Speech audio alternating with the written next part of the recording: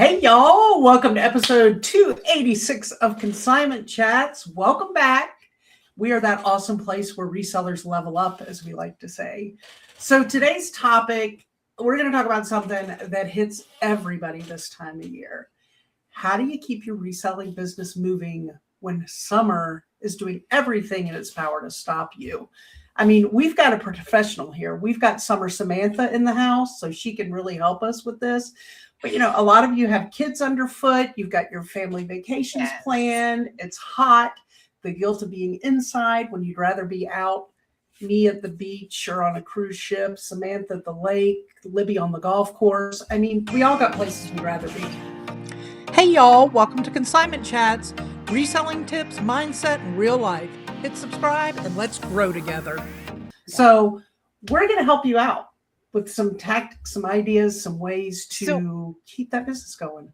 Yeah, I just want to say, all right, so traditionally every year we record a summer slowdown episode and how to prep for summer slowdown. I want to say why we're not doing that this year, and we're talking about your schedule, because last year, the third quarter, summer was our best quarter across the board. There was no summer slowdown. We attribute that to the 12-week year. Sign up with us. We will get you the information, hop in our Patreon. But it was the best quarter that many of us had, and there wasn't summer slowdown. We were all ready to prep for it. But now we're talking about how do we keep things going? How do we keep ourselves working and keep a schedule and be realistic? So I just wanted to mention that things are changing around here. Yeah. Things aren't slowing down over here, but this topic's heavy on my heart because today I had a memory on Facebook, those dang Facebook memories. They'll get you, man. They'll get you. I was heavy in my feels 4 years ago because it was my first summer being full-time and obviously very small, very new, just trying to figure out what I was doing with my life. And Maria was 14. It was her first summer with a job. She was going through driver's ed. She's getting ready for high school or into her second year high school, whatever it was. And there was a lot. Plus, I share custody of her. So it was a week on, week off situation. But with her job and her driver's ed and everything being here in town, she would come to my house every single day. Well, then it got to the point where her dad's family was saying, oh, well, we'll take her every weekend because you have her during the weekdays. Well, that's very different when you work from home because you have a schedule. You're trying to keep that schedule. You're trying to. My daughter was here, but I was in my office and she was downstairs. And my Facebook post, I actually had an Instagram post from that day. It was a video of her trying to cram the last 3 days of stuff she had going on into 10 seconds of me doing my shipping and walking it out to the porch for pickup. And before I said, okay, I have to go back to my office. And that's the balance we have to talk about today. Cause that was a rough time in my life. So hard. Yeah, that is hard. It's definitely not about laziness in the summer. It's more about inconsistency and how to keep all that together. That's hard. So hard. And I think fighting other people's assumptions about what owning your own business and working from home looks like.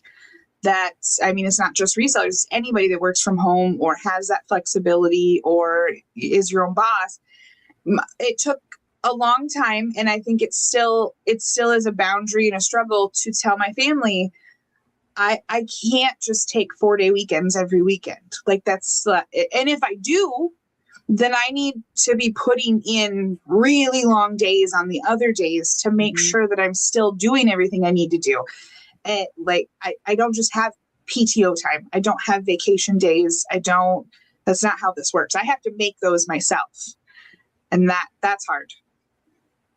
Yeah. The kid guilt is rough when you work from home. It is very, very difficult to balance that. And one of the tricks that I used, I don't know how successfully, but it was one thing that kind of pulled the kids in, was with Profit First, with the schedule. I gave the kids when they were home they would, at the end of every quarter, they would get a percentage of the profits of the business, because they would be, running stuff out to, the port, packages, or just like little things, not necessarily working in the business, but it did affect their lifestyle. Mom wasn't always like, oh, I can run you to the pool this afternoon and hang out for a while.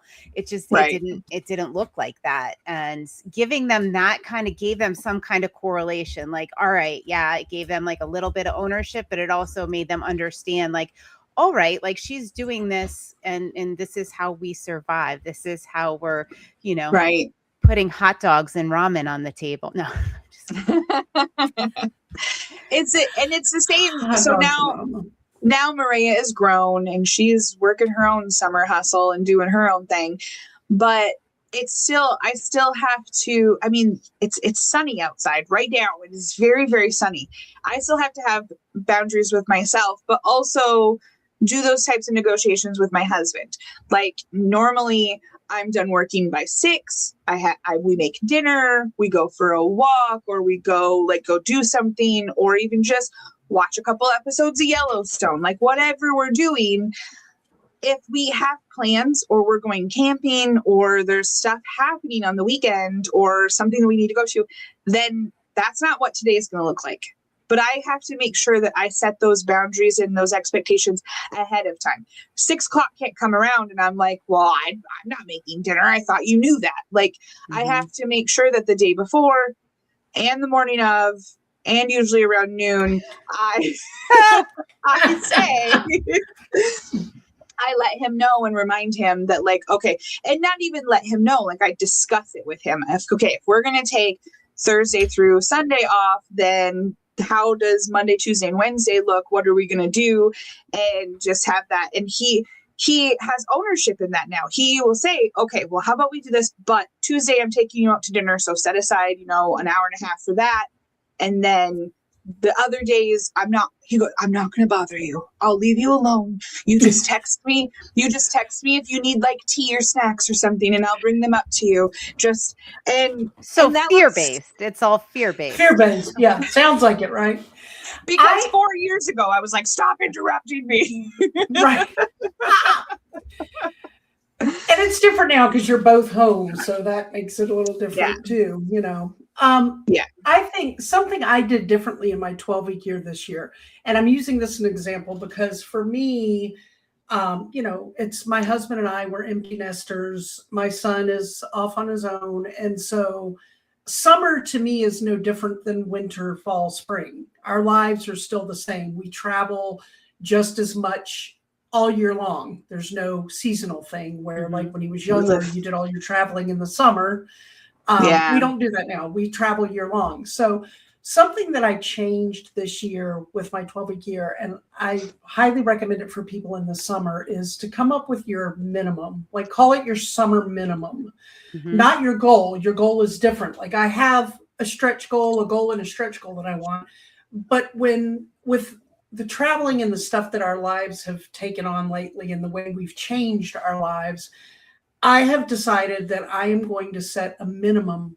Like this is the least amount I need to list every week and do in order to stay successful, and make sure I hit that minimum every week. And that way there's no guilt involved. There's no measuring, but if I hit that, I know business is sustainable. I know I'm doing the things I need to do. And then anything beyond that. So it was hard because when I set my goal of listings in the 12-week year, I was like, that's so low. Like I'm never going to have a problem hitting that. But it's a great thing to base myself on because there are times when life happens. Whether it's not just a scheduled vacation, something with somebody's health may happen, something where you have to get up and leave. But if you have a minimum set, I think it makes it easier. So that's one thing I would think, like set that minimum, figure out what that minimum is that you need to do in the summertime to keep it sustainable, And that's really hard to do. Yeah. If you listen to our episode on goals, we talk about because we want to do it all when we're looking at that 12 weeks or that year. And we want to do it all. Oh yeah, I can list 5,000 things in 12 weeks. No problem. And we forget, and having gone through the 12-week year quite a few times at this point, you get a really good measure of that, right? Like, oh, Yeah. well, wait, like what happened? And we all know at this point that have done it, stuff happens. I mean, to every single one of us. Oh, we took a vacation. Yeah. Oh, I got sick. Oh, somebody in my family got sick. And, or this, I was hosting this holiday event. It took way more time than I had anticipated. So like having that data is pretty helpful, because there's way more interruptions than you realize until you see it in black and white in front of you. Yeah. Absolutely. And I think it's easier to stay on track that way. Like I know, like you hear about people who take time off, like large slots of time. Like I'm going to step away from my reselling business for a little bit because I got all this going on, but I'll hop back into it when I'm back. And I think that's hard. You kind of lose your identity. You kind of have to figure out, like Samantha, you're reselling part-time a little bit, not, and then boom. Oh yeah. It's like, if you don't continue with a minimum, it's a full restart when you decide to get back in. Oh yeah. A lot of times some people will quit because they're like, oh, this app has changed. I don't know what it's doing now. But if you keep a minimum, that minimum that you would be embarrassed if you didn't hit it each week, then you keep your knowledge up too, so that when you're back in it full time, you're not restarting from scratch. For sure. Yeah. Because one of my favorite things is like the hardest part is going from 0 to 1. Not from 1 to 2, 1 to 3. Like even if we're let's just use things as an example, the hardest thing is if you're at 0 to go to 1. But if you're staying at 1, you already have that momentum. You already have that consistency. Maybe it's the bare minimum and not exactly what you want it to do, but you don't have to take that step from 0 to 1. Yeah. Right. You still get to celebrate the small wins, Libby, because you're still winning. You're still doing it. Jill says, I put that in my intention journal every day now, Jill says, and it makes me put my small win in. Good. Yeah. I like it. Jill says. Yeah. So people that are listening, how would they pick their minimum number? I mean, we have a calculator. We have a calculator for that. If you go to consignmentchats.com, you can download the calculator for free. You just have to enter your email. It downloads into your browser. And you just put in your current numbers. How much you're currently listing a week. What are you currently selling on average? Put in your average things, a realistic goal of what you want. And I think this also helps with realistic goals. Some people think that they're gonna, make 6 figures, and then they put in their actual numbers and what they're doing and what they need to get there, and it helps them back it down a little bit and do it in baby steps. But it will definitely help you. We have several episodes and tutorials about that. Plus, our Facebook group, Consignment Chats Community, is always available to answer questions about that as well. Yeah, we got your back, guys. We got you. Yeah. So, all right. So, all right. This is kind of where I am right now. It's summer. The weather's been nice. I walk down into my basement. I feel guilty. I feel terrible. I get a little sun here through the windows. Like, it is hard to be inside in the summer. Like, how am I going to manage that? Breaks. You have to schedule breaks, whether it's a half-hour walk after lunch or it's music in the park for 2 hours in the evening. Like, you got to schedule something, dear, to break things up and to be able to say, I went outside. And I find that even a 10-minute walk around the block or to go let the neighbor's dog out or whatever it is, I can at least feel like I didn't waste a sunny day because I did step out into it. With your golf swing, you've been practicing your golf swing. Go out and practice that for 10 minutes. And then you didn't waste a sunny, beautiful day. You spent 10 minutes practicing your golf swing. And that is how I have been, especially right now. Like, our lilacs are in bloom. I saw some roses budding. Like, there's stuff like that. I take a 10-minute walk. I snap a couple pictures. I literally smell some flowers. And then I'm like, okay, I'm good until my planned date night tomorrow afternoon or whatever bigger thing that I'm going to be able to go outside and do. But I got to have snippets of it. Oh, I like the snippets. Like, yes. Now, if it's 90 bajillion degrees and thick, humid air, and you're not necessarily feeling like you need to be out in the middle of it all during the day, get up early. Set that alarm 30 minutes early and go out and take a walk at your favorite park. I'm saying this to my future self. This is what I'm having this conversation. Oh, future Molly? Yeah, because I haven't done this yet. And I keep saying I need to get up early and go to my favorite little park and walk before it gets ridiculously 100+ degrees and get out and enjoy the beautiful nature that I love when I'm out there. It's just getting out there. But do that in the morning. Find that time in the morning. If you've got young kids, get them up, take them with you. You know, grab the stroller, grab the tricycle, get out before it gets too hot, get it done, get home, and then clock in, be ready to roll. Yeah. All right. Don't first. I granted all of our children are grown. They're all adults now, but I'm just going to say, don't feel guilty about asking for help or taking help. There are many people that have grandparents that will help with your kids, or the neighbor teenager wants to start babysitting for a couple of hours. Like, she can play with the kids in your living room while you work for an hour or two, or like, don't feel guilty about that. I mean, don't do anything that you can't sustain or your business can't sustain or whatever, but take advantage of that. If grandma wants to take the kids on a picnic for a couple hours, like, plan your week, plan your days, and kind of like when they were babies, we napped when the babies napped, or at least we were supposed to. Try to fit in your listings and hit those little goals or whatever you have going on while they're doing those things. If they're at vacation Bible camp or if they're at whatever, plan that stuff then. And then you'll feel better too when they're back and you can spend the actual time with them and things like that.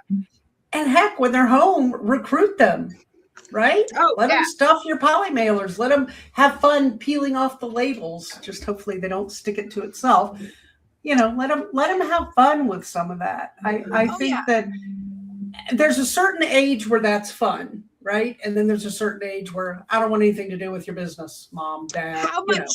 How much fun does Aspen have when one of my granddaughters, when she comes here in the summertime, and I can print labels that have the SKU on them, but she would much rather write them and practice her letters and her handwriting and whatever. And I can be working while she is writing on packages next to me. Granted, you have to make sure that's the right numbers on the right packages and all that.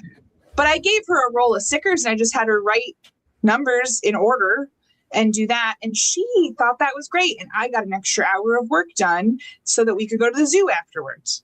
And do you know what's great about that, Samantha, is that you're referring to that as I got an extra hour of work done. But I guarantee you 15 years from now, Aspen is going to remember how much fun it was working with grandma and writing on the cool labels. And that's going to be like a core memory for her. And I think that's awesome. Come up with fun ways to incorporate them into your business in the summer. Give them tasks. I mean, maybe the pool in the afternoon is the carrot, you know, and you have them help you get that carrot by doing specific things in your business that, you know, they can help with. Kids are really good at sorting death piles. Oh, yes. You can give them bins or piles or areas and set up a couple tables, have them sort. Shirts go in this pile, pants go in that pile, and have them do that while you're working on something else. And then boom, you have stuff sorted and ready to go. I used to love to sort when I was a kid. I would spend hours sorting things. Yeah. This is why you love jewelry and all the little things, because you like to sort them. And they want to touch all of our stuff. So if you got multiple bags full of toys at the auction this weekend, set those bags up, have a couple tables out, and just tell the kids, okay, lay out all of these toys. And they get to take every single item out and touch it and set it on the table. And then you're one step closer to being able to go to those tables and just grab and list the next time you have time to do that. Oh, fun. I can't wait to have grandchildren to exploit. All right. It's pretty wonderful. And also she lives 8 hours away from me in Wisconsin, but every time I take out an item to sell and it has her cute little SKU number of 7,958, and it's just so adorable, I think of Aspen. Yeah, I like it. I think what I want all of our listeners to do is let us know in the comments once you figure it out. Let us know either in our Patreon group, in our Facebook community, or the comments what you've decided your minimum for the summer is. Yes. What is your floor? What's the lowest you can go? And we want to know that you did the work and you know how to do it, because there's all the tips and tricks of how to schedule that in, and which we've talked some about and have many episodes on, but you have to know what your minimum is. That's, I think, one of the most important things is to do that. Absolutely. Absolutely. All right. Anything else we have to add to this? Anything important for our friends to know for the summer as they're trying to keep their heads on straight? Enjoy it. Have fun. Enjoy it. You don't have to crush it all summer. Just don't disappear. That's all, Just right? keep it going. Yep. Showing up is the first step to everything. You just got to show up. Mm-hmm. Yep. Mm-hmm. A number one. All right. We hope that this shorter version of Consignment Chats has helped you for the summer. Clearly, our summer minds were in it too. So until next time. Cheers. Thanks for being here with us on Consignment Chat. Find everything we do at consignmentchats.com and stay connected with us by subscribing wherever you listen or watch. We'll see you next time.